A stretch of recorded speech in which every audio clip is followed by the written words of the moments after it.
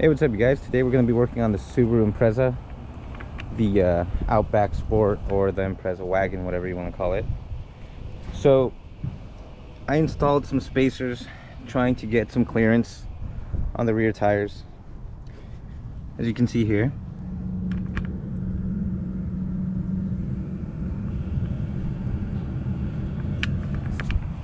So the tire was so close to the shock that when I took hard turns, it would actually rub against it.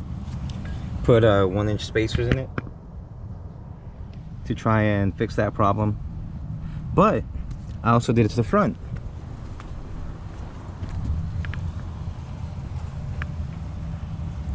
To get a bit more clearance from everything in the wheel well, but that also caused a couple other issues to come up, which was rubbing on the wheel liner and also on the back of the actual fender. So one of my buddies that has one of these actually went and cut here so that it doesn't rub anymore,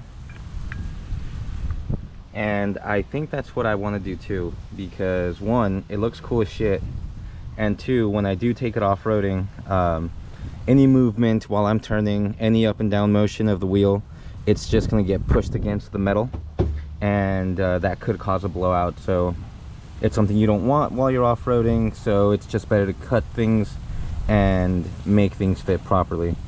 Either that or go back to stock wheels, and I don't want to. These ones are way too cool looking. So I wanted to show you real quick that the damage that can be caused by a tire that has been hitting the fender or anything sharp for too long. Now, it hasn't done any permanent damage to where it's going to leak any air or anything like that, but this is exactly what we're trying to prevent. And I know a lot of you will say roll the fenders or do whatever, but look at how much it's been hitting there. And then that point right there, and then this sharp edge right here, I'm guessing is what caused the damage to the wheel. It's nothing that really concerns me. You know, it's not going to leak air, it's not going to catastrophically fail. The cuts aren't deep enough. Just took some chunks out and made some lines. But yeah, that's why we're cutting this all the way up to here, maybe in line with this piece. And then back here, we're going to try and make some type of reinforcement against the actual chassis of the car. That way it doesn't just stay flopping around. And then this piece here,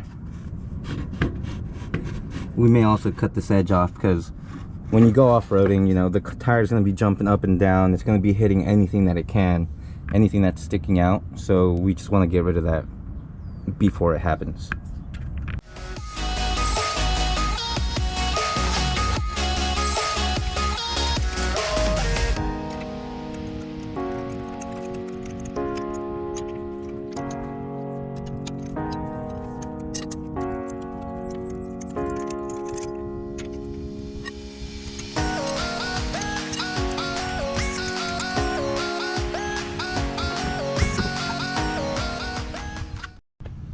So now that we have one of the tires off, you can actually see all the damage that was created, where the tire was rubbing. And it's not one of those things to where you can just, you know, like hit it with the hammer and it's going to be good. This we can. I'm going to be hitting this with the hammer a bit. This has to come off. It's going to keep rubbing no matter what we do. This for sure has to come off, and you can see the shiny on the fender from where it was touching, and eventually this edge could actually cut into the tire, just like what happened on the other side.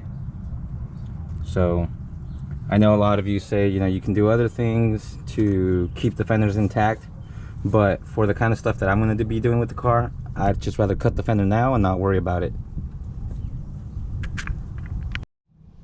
Alright, so we have the liners out of the way, and we can see everything that's underneath here. Yeah, like I said, this is gonna get beat in a little bit. This we're gonna have to beat it out of the way also, maybe make some relief cuts and then hit it out of the way.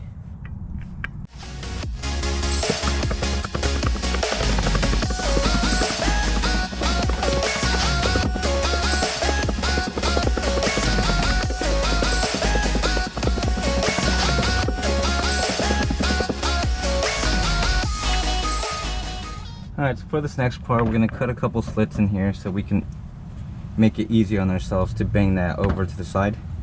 That way this giant protruding thing doesn't end up hitting our tire while we're off-roading and making a giant gash on it. Alright, now that we made some relief slits on here, it's time to bash it in.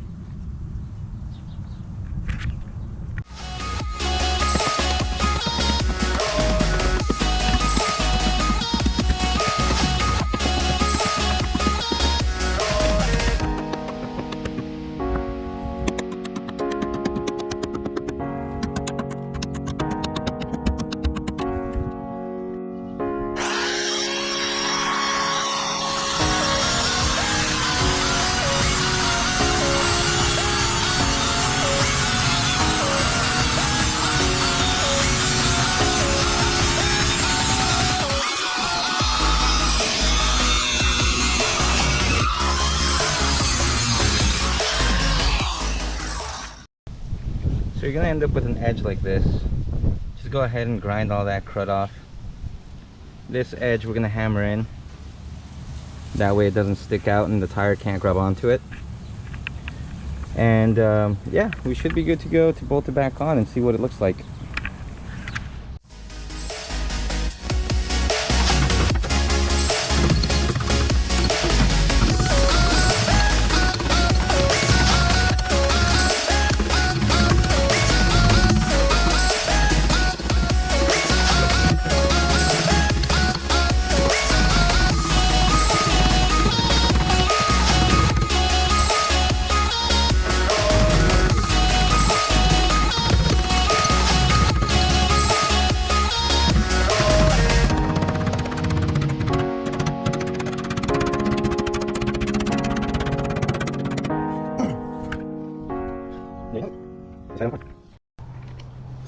Alright, so this is what it should look like when you cut it. We're still going to add a brace back here so that it can hold it from here somewhere. Maybe go a little past the body line just to make it look like a little wide body kit or something, you know. We'll see, we'll figure it out. I also noticed some rubbing right in that little aluminum piece, so I'm just gonna have to grind some of that out just to make sure it's not gonna hit. Oh yeah, all that extra room for the tire to move around in, but I think we're gonna have to cut this too. I don't want the bumper to be the only thing that's rubbing while we're off-roading, you know? So this is the final product. A lot more clearance. No more smashing your tire on the lower part of the fender because it's gone. Like I said, I'm gonna figure out how to put some bracing back here so that it doesn't just flop around in the wind. But for now, I'll keep it like this. All of this is cut up all the way down to the bottom. All this was banged in, this was banged in, this was grinded off, this was banged in, and I even moved this metal piece over and smashed it in and up. So now we have a lot more clearance, and I'm gonna cut the bumper just in an angle, and that should be it. Do the same thing to the other side, we should be good to go. And here's the finished product.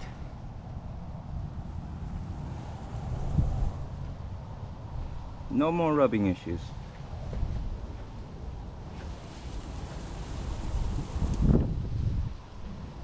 Let's take it out for a test drive.